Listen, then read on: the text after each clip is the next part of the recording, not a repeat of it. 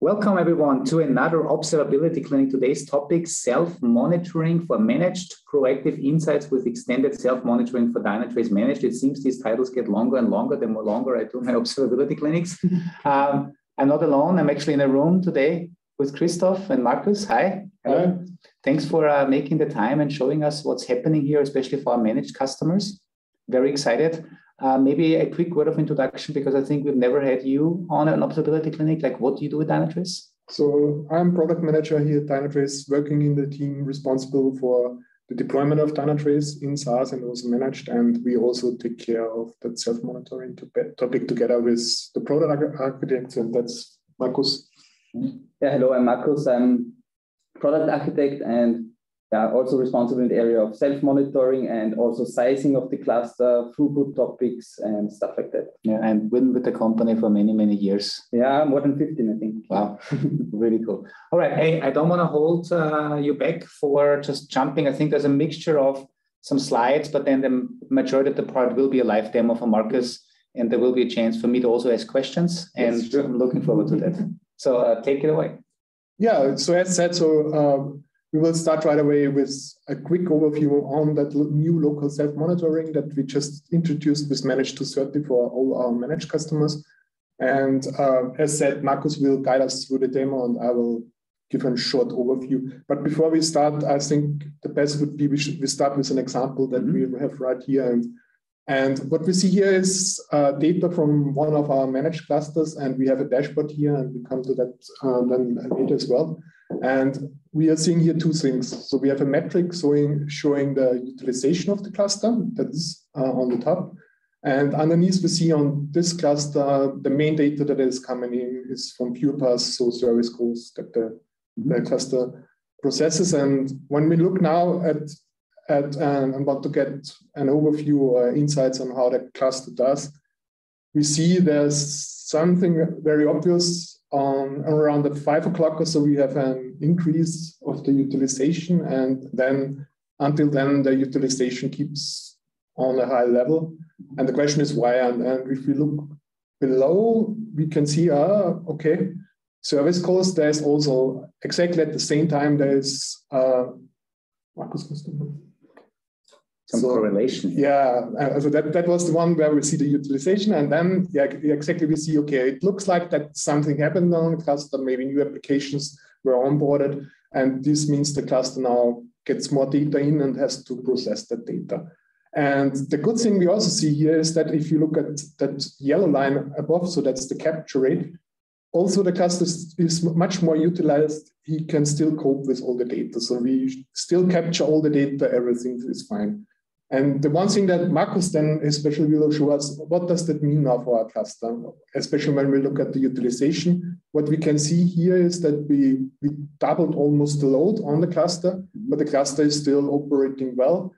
But for future questions like that, what would that mean if we onboard new applications? What action should we take? Like, should we scale out the cluster? Should we do something? And that's what we want to show in the demo. Yeah. So just to recap a little bit, that means this is great for our managed customers that run their own Dynatrace environments. Right. We now bring self-monitoring capabilities that we are using internally for a long, long time to understand how healthy is the Dynatrace cluster, under which load is it, to our customers, so they can do this themselves. And exactly to answer these questions, how much more room do we have in terms of resources? How much more traffic can we handle in order to not lose any data? When do we need to exercise some sizing activities? Right. I think that's really cool. And I already know the demo a little bit. At least I've seen some glimpses of that dashboard. There's also some descriptions on those dashboards, like what does this actually mean, right? Because not everybody is an expert like the two of you. So the dashboard will contain a lot of great information. Yeah. Awesome. So the question why we need self-monitoring, so first of all, most of you might know mission control. So Dynatrace offers a service for our managed clusters where you can connect your on-prem cluster to our cloud services, and then what you get from that is support from our teams. And this all already builds on self-monitoring that we do, and we observe the managed cluster as well and analyze things and give advice. A main challenge was always a little bit that this was not available directly on the cluster as well. So locally, customers had demands and also wanted to have some insights.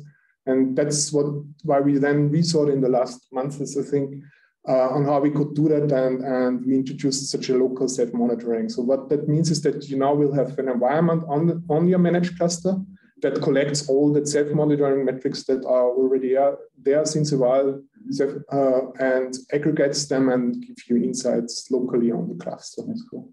And what you can do there is you get insights into current operation, as we have seen before. And you can do things like periodically check, is everything okay? Maybe other problems occurring. And also one important aspect is for sure, you can further plan your hardware, what you have to do with the cluster.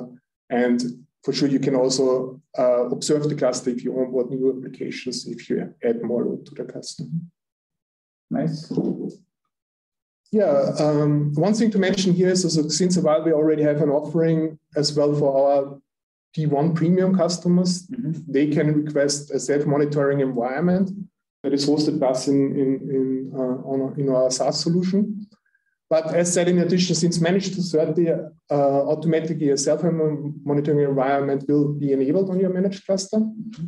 And this self-monitoring environment then aggregates all the self-monitoring metrics, and Markus will show that. So self-monitoring metrics are metrics about the Dynatrace components, and they are already available in the normal environment, when you want to call it like that.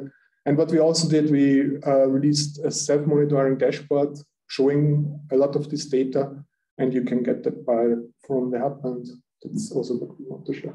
Cool, and that's so recap, starting with 230, right? That's when this is available for managed customers, separate environment where all the self-monitoring data is now available.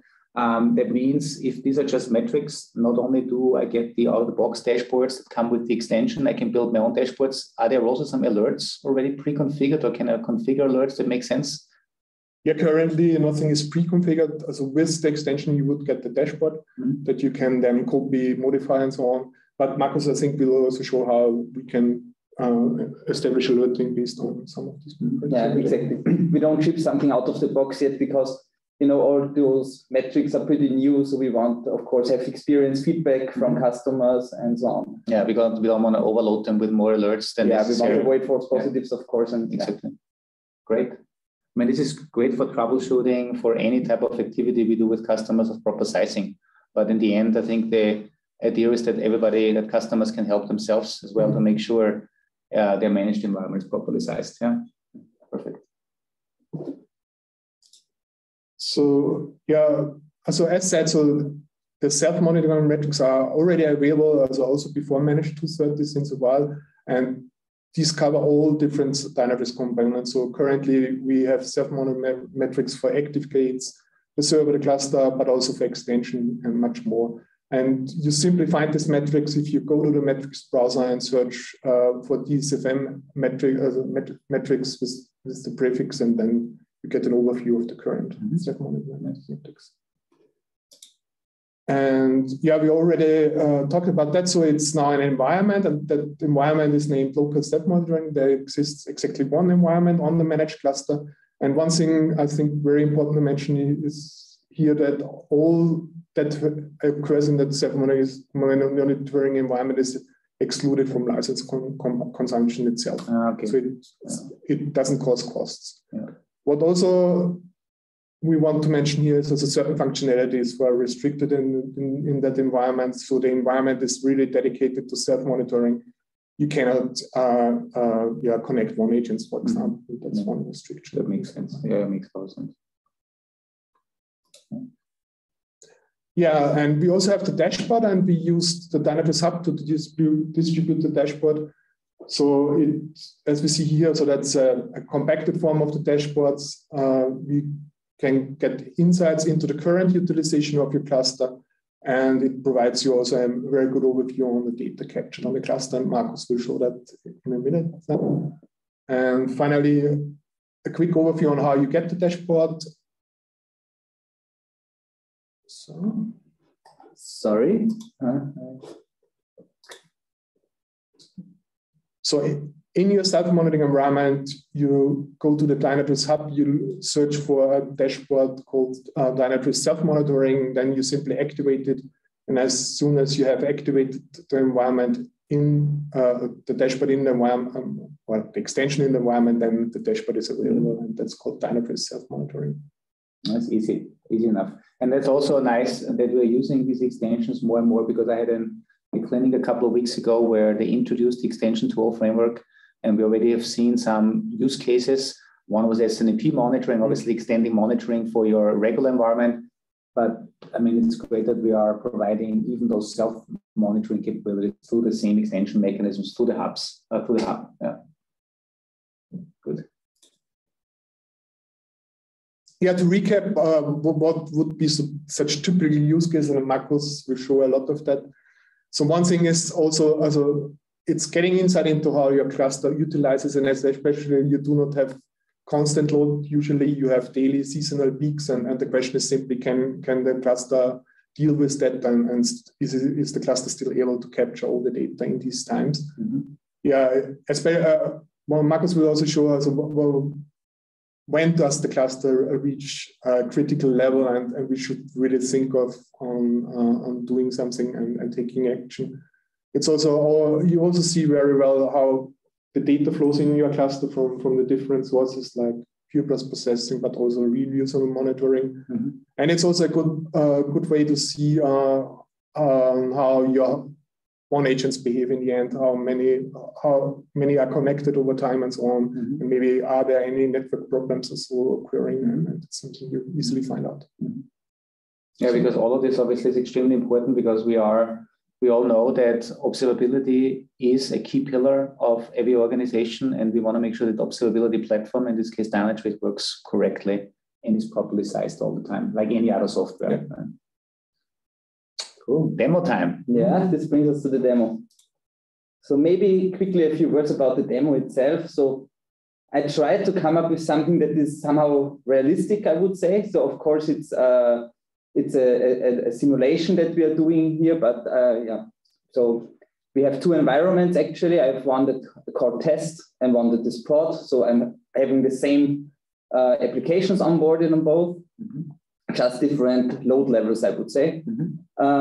And there we have this local self-monitoring environment we heard already about.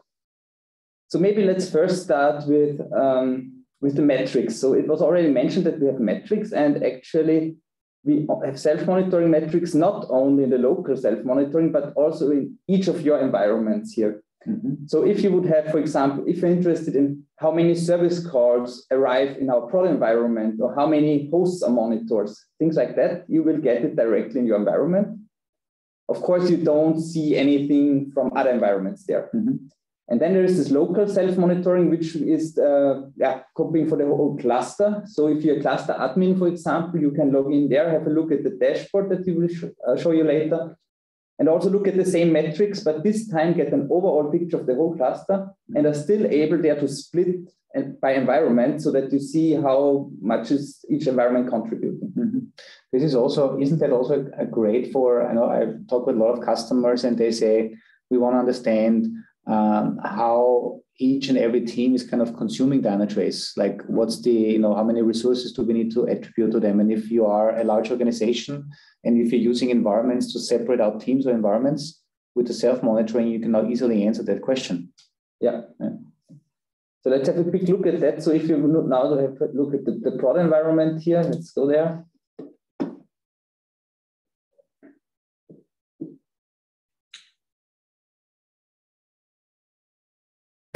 Okay. First, I would just like to show you some metrics here, so that you see that you have here all those DSFM metrics. DSFM is, I think, for Dynatrace self-monitoring. Mm-hmm. Here we go. Then you have the different metrics, and as I mentioned, the service calls before. Let's have a look at here. We have this service calls received, and if we will create a chart here.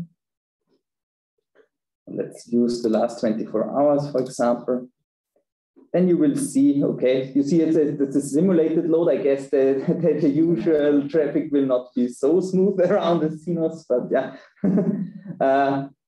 you see here that during peak times you have some amount of service calls, for example, and you cannot split it by anything. So this is this single prod environment with this amount of load. If I now would do the same thing, and let's just do it in the demo, in the self-monitoring environment.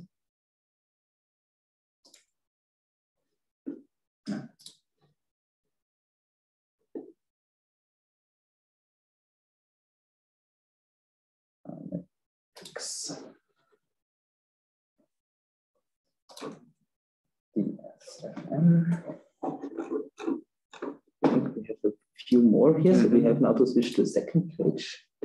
Yeah, here service calls received. Here we go. You can already see different load patterns. Yeah, it's aggregated. Yeah, but let's use 24 hours again. But yes, we are now at a different load level. It's a bit different than before, and now are able to split it up by environment, for example. Yeah. That's great. Yeah. And you would now see the two environments. So you already can see one of the improvements that we are planning.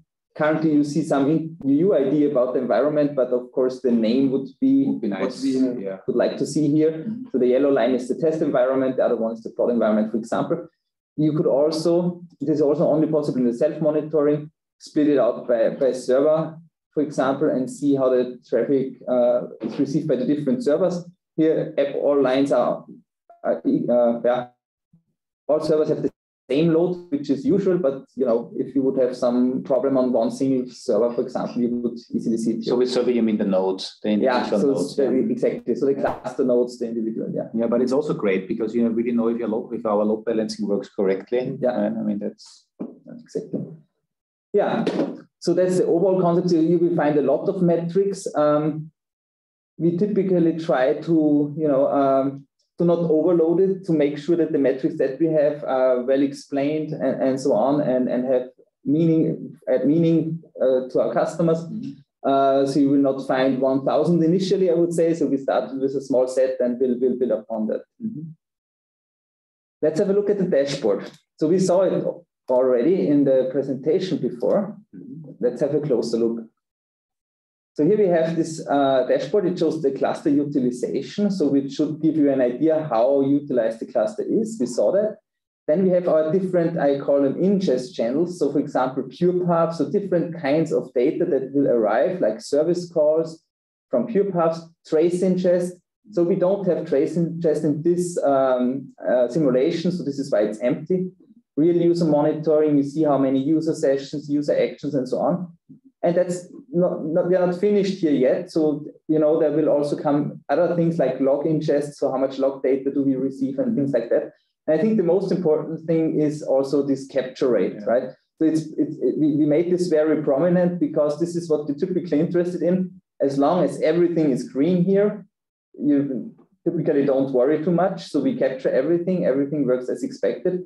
You also get some numbers about the ingest, and you see it on a time axis as well. At the very bottom, you get also some insights about how many hosts are monitored and how many code modules and how those are split up by technology. Just one clarification, maybe for the audience, the capture coverage, the capture rate, I think is extremely important because this basically means the one agents are obviously sending us all the data, right, that they can, pure paths, for instance. And if we are too busy on the server side, we start throwing things away. And I guess this is just to clarify. Exactly, this capture yes. rate. And we want to make this very prominent if something like that happens. So typically the cluster should be designed and sized in a way that all the data that is sent by the agents can be handled, of course. And if this would not be the case, you will see it here, and it's split out by channel. And so that you see, for example, okay, it might not be able to handle all the log data, but for example, in the future, but might be still able to handle all pure path data. For me, this is I'm also active in the cloud automation solution where we are talking about SLO, service level objectives. For me, that capture rate would be a great SLO because you always want to have 100%. And if that goes below 100%, you want to get alerted. I think that would be really cool to see. So that's great. That's the one other question that I have from a practical perspective, if we have customers and like you said, a seasonal activity.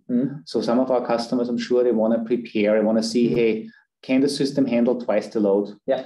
Now you said you're using some simulation here. That means we are simulating the traffic. That means you don't necessarily have 5,000 hosts somewhere with one agent, but we have a load generation. Yeah, exactly. Is this something that we also provide to our customers where we can say, hey, we can give you access to our tools so that they can actually do the kind of the load test against their environment?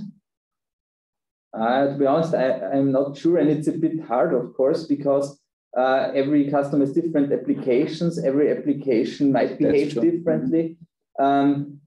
So I think the best thing to prepare is to have a look at the past and then project to the future. So maybe let's look at how this could look like, for example, here. Yeah. So how would you now interpret this? So one thing, yes, you can interpret very easily, everything captured. So no big problems, I would say. Then the second question that you could have, okay, can I onboard something? How much room do we have? How much capacity? And this is then here this utilization. What's important is, of course, we need to size the cluster in a way that it can handle the peaks, not the average, of course. So this is why you always have to focus here on the peak region. And we have here some indications. So 42% here, let's say 45%. So I would say you should, so the idea behind this chart is that it gives an estimate how much you can do. So I would say you can roughly double the load if it's the same kind. Of course, it's always hard if you onboard a new application, which might behave different. Yeah, it might not be that well, but if you just have the same thing and more of that, it should be roughly twice it. And you see the color indication here. So I would read this like that. So if the peaks are in the green area, you're safe to add things. If the peaks go up to the yellow thing, I would say it's still very healthy. You don't need to take any action, but I would not onboard more. And if you are hitting the red parts, then you should think of, would make sense to scale. And of course, if the capture rate goes below 100, then you should for sure think about scaling. Yeah. Another question, I think it's explained actually on the right, but cluster utilization, it is really a combination of CPU and memory. It's not just like CPU utilization. Yeah, that's also good to know. Yeah, and this is also where we, there's a lot of experience of us, what influences our capacity actually, and this could also, we collect feedback now on how this is behaving. It could be the case that we add one or two other things that influence the utilization. But currently, we're mostly focusing on the host CPU usage and on the memory consumption. Awesome. I know you mentioned that in your environment, you don't have everything turned on. Like if you scroll down again, there was one line with the trace ingest.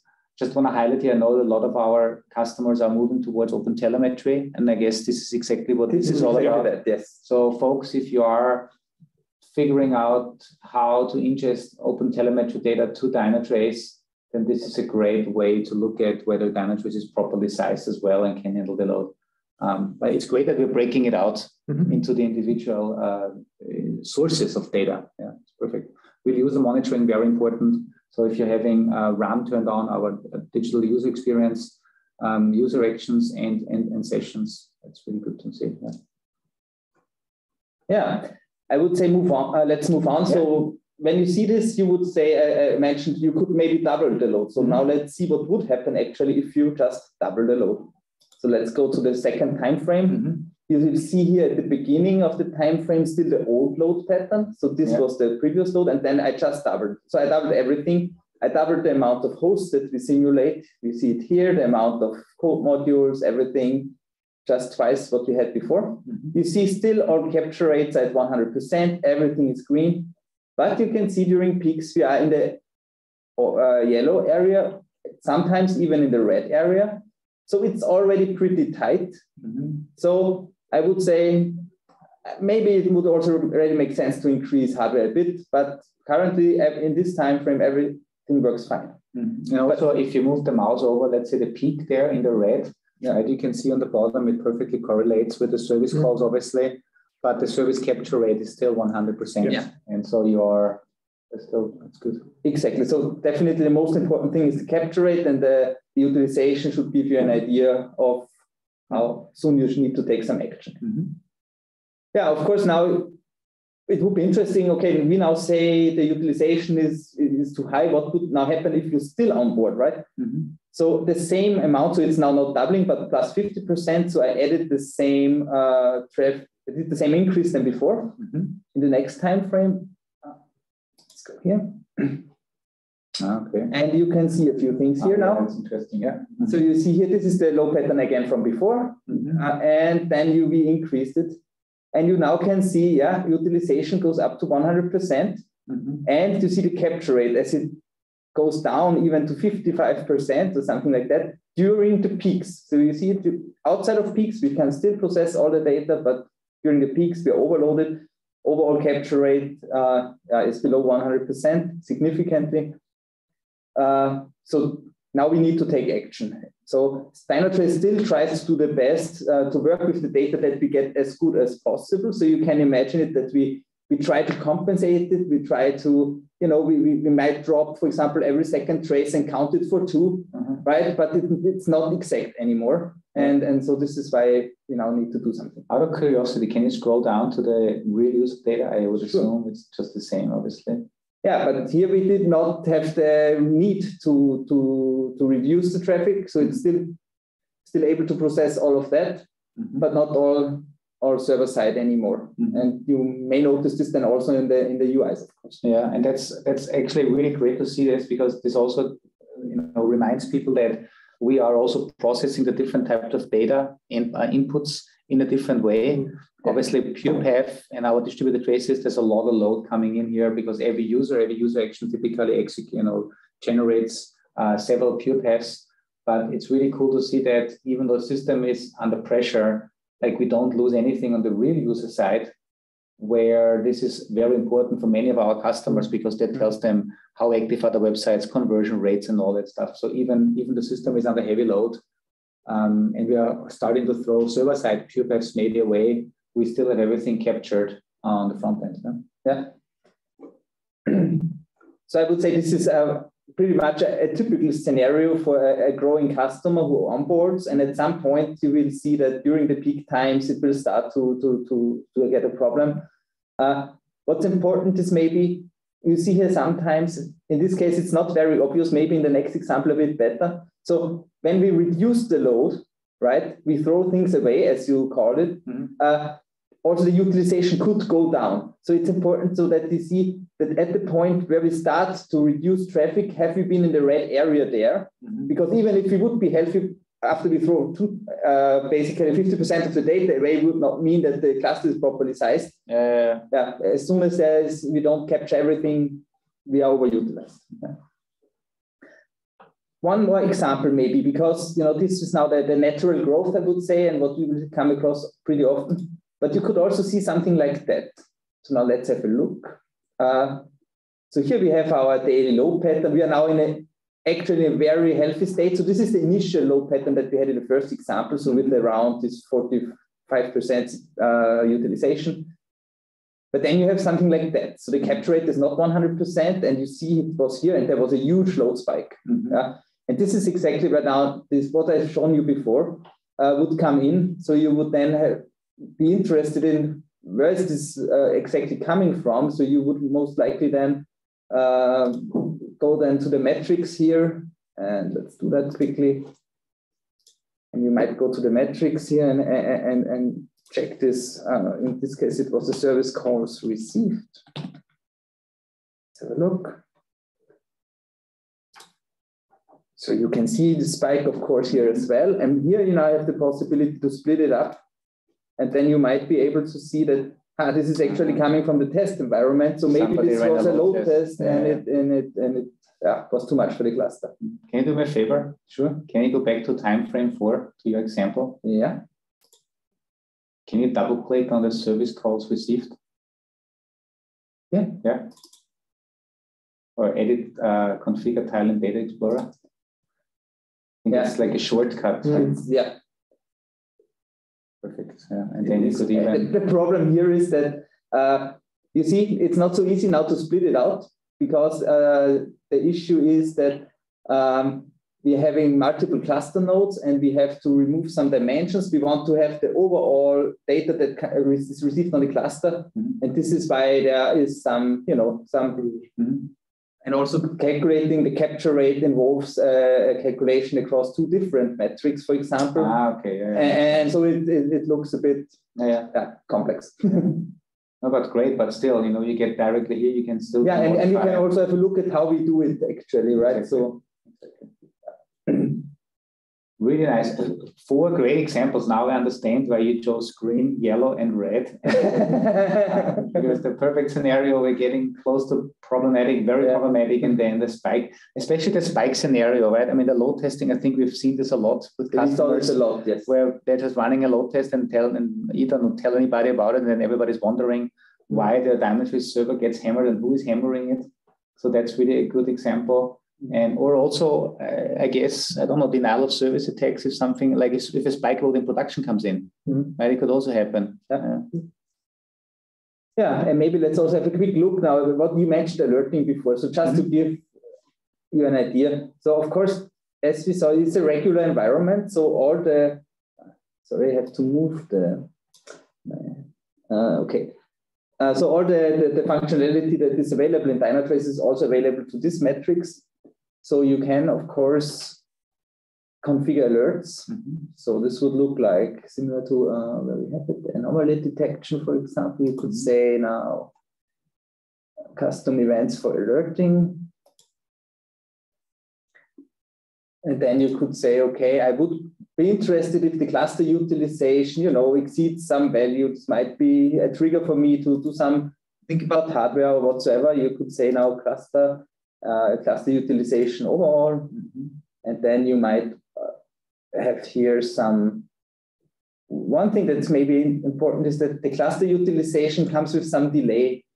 So in this case, because we take care of, we have to, before we can say something about the utilization, we need to get some context. And this is why it's not, so I would, in this case here, use 5 minutes to as an offset for our alerting. Then we could say, of course, some static threshold, and we could say, in case we go across the 80% above, if you're above 80% for 3 out of 5, then we might be interested. So I would call this not a severe problem. So this would be something informational. Okay, the cluster is about to get full.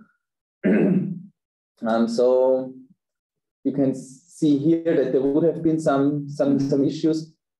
But of course, you could also do something and say, okay, if it's above 95% or whatsoever, then it would be more interesting for me. Of course, you can also use the capture rate and say if it's below. Well, things like that. Yeah, no, but it's great. So that means the same ways of alerting our customers work, and whether it's static or, I guess in this case, static makes a lot of sense. All the adaptive baselining, I guess, doesn't make that much sense because we exactly know in what kind of domain we work in, and so 80% is critical. 95 is very critical. Yeah, exactly. Because auto adaptive would mean, of course, if if there's something that is unusual. But if you go from 40% to 60% because of some temporary load test, you're not worried at all. Exactly. So, no, that's great. So custom alerting works the same way. That means we then can also hook this up with our notifications, so you can get a Slack notification or whatever you have in your organization, and then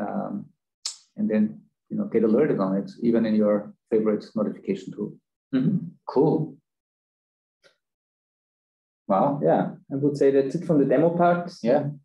I think you have one or two, at least one slide with some additional notes on it, maybe before we close out. If you go back to the PowerPoint, at least I thought I saw something. Exactly. Yeah. Some additional. Yeah, so we have some documentation on that, and especially, so the second one is maybe interesting there. We also describe a little bit how you could use it, for example, to monitor an active gate, and also how you could use it to get an overview on the environments on your cluster, how the cluster is. Maybe one thing to mention here as well is the ones that already know our remote self-monitoring could wonder, okay, in our remote self-monitoring, if you have that, you see much more metrics, so you have much more detail and so on. And this is a little bit by intention. We wanted to start locally with some small set of things and focus on the things that really provide the value, as Markus explained, and then extend that over time and so on. So I know that, yeah, if you talk to hundreds of people, everyone would have to have exactly one specific metric, but that's then the careful decision to provide a set of things, so not to overload all that and to really keep it to the minimum and to the most usable things. Cool. Hey, Markus, can we do me one more favor? Can you go back to one of your Dynatrace environments? I don't care which ones. So to the dashboard, or I actually want to see. I want to show people the hub, like how they get to this, because you know some people are familiar with the hub, but maybe some don't know where to get started. And exactly, manage hub, and then you can search in here. So you select extensions to 0. Yeah, perfect. Then here we go. And then self-monitoring, and that's it. Right. Awesome. And then you enable the editor environment, and there's also a description of what you get. So folks, you know, leverage this. And in case this is the first time you've seen the hub, make sure to check it out. There's a lot of great extensions there, and also links to other, plugins and stuff that we as Dynatrace do, but also some of our partners do. That's good. I reiterate one more thing. So what I've learned today is this is great for Dynatrace Managed customers that run their servers, obviously in their own environment, whether this is on-premise or in the cloud, because we give them all the options that they desire. This is great, especially with the dashboard that shows me all of the relevant self-monitoring metrics, especially around utilization. And in case I am heavily utilized, it tells me what type of data is currently at risk of not being captured, whether it's pure paths, whether it's end user data. In the future, it's going to be logs, open telemetry ingest, and so on and so forth. So that's good. I also learned that I can see all of this data in the individual environments because these metrics are available. However, in the new self-monitoring, I see all of the combined data aggregated. I can still split it out to see where, in which environment does most of the load come in. And the dashboard also contains some, great description of what I'm actually looking at, because not everybody is an expert in this. So this is great. And it's available since 2.30. So Dynatrace 2.30 on managed, this is where this becomes available. Maybe one addition, and I've opened here to recap also, so the last 7 days. So this would be how it looks across a longer time frame. So here you see all the demo before, so the low load, the increase first to the fully loaded cluster, the overloaded cluster, right? Then back to normal, and then this load spike that we had. So this would be how it would look like on a longer time range. Yeah, that's really nice. And maybe an outlook, what else is planned? Just like a little looking further ahead, it is February 2022 right now. Can you tell us, is there any other additional enhancements that are coming? Yeah, so we are still working on getting especially log data there as well, and also improving the dashboard. So we will soon, I think, plan, as with 2.35 or something, I think was the plan, to release a new version of the dashboard. Yeah. And the idea is currently really, we want to gather feedback as well. Still with the focus on having a small set of things there that are really valuable and really usable. And if you have ideas and so on, please use our community forum and post the ideas, ask for things and so on. And that's the idea, to constantly improve. Perfect. And for that, I want to give the audience one more additional bit of information. Go back to the PowerPoint, please, and go to the last slide, because I think it's still the names. So obviously community is the right place, community.dynatrace.com, and give us feedback. But in case you wonder, if you want to refer to the stuff that you saw today, Christoph and Markus are the two leading product managers and architect here. So take the advantage of this. Use it, give us feedback. Awesome. with this, one last favor for you. Can you stop share? Yeah. Because then we at least have one chance to see the whole picture.